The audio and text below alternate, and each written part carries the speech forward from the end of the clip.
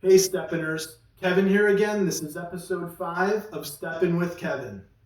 These videos are for informational purposes only. They're not intended to diagnose, treat, or cure any medical or physical therapy related conditions. Today I'm going to talk to you a little bit about your piriformis muscle. This muscle resides in the back of your hip. It's a smaller muscle group attaching from your sacrum, which is your tailbone, to the greater trochanter of your femur or thigh bone. It's active during both the stance and swing phases of the gait cycle when you're walking or running. In the stance leg, it will actually externally rotate the femur while the hip is being extended.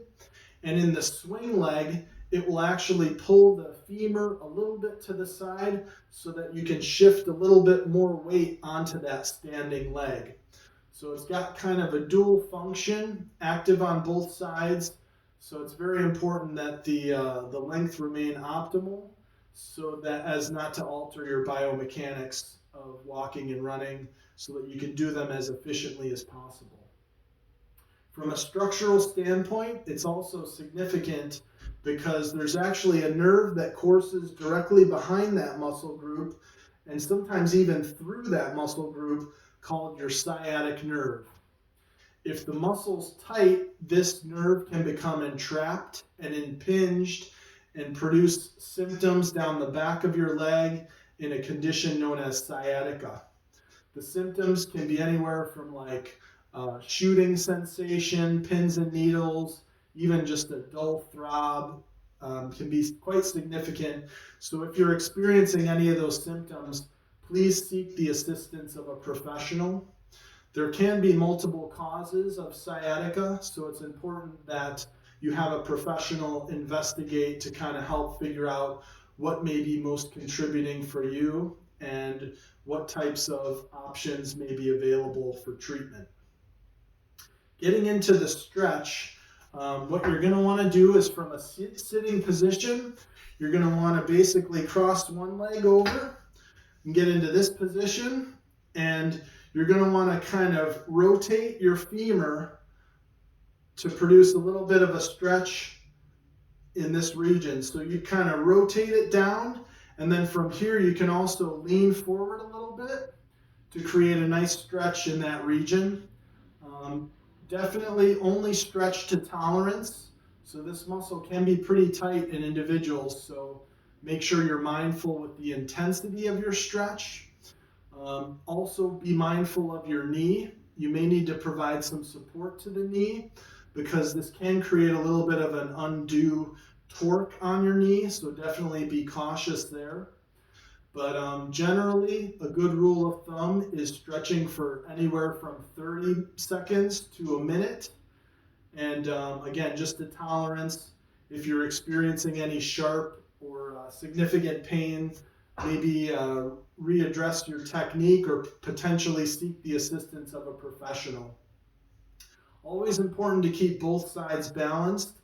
And I'll actually show you something I discovered on myself.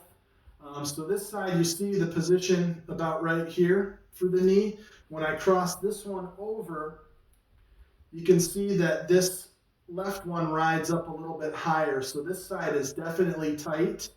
So just getting into this position is producing a little bit of a stretch for me. But definitely leaning forward will accentuate it a little bit further so I can feel a really good stretch there.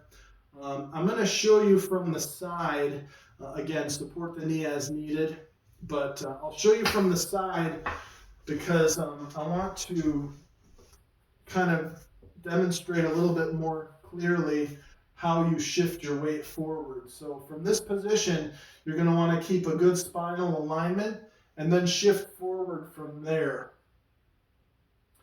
Just like that. Good alignment and shift forward.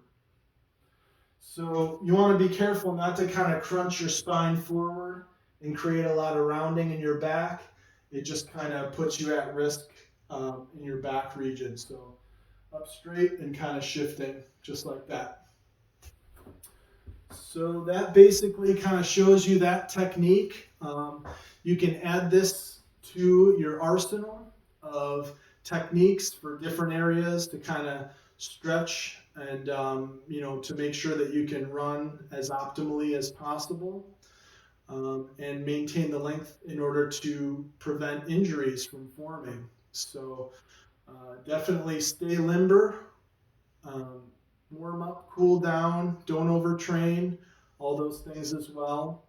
And yeah, that's basically it. So thank you very much for watching. Stay safe out there. And yeah, thank you very much.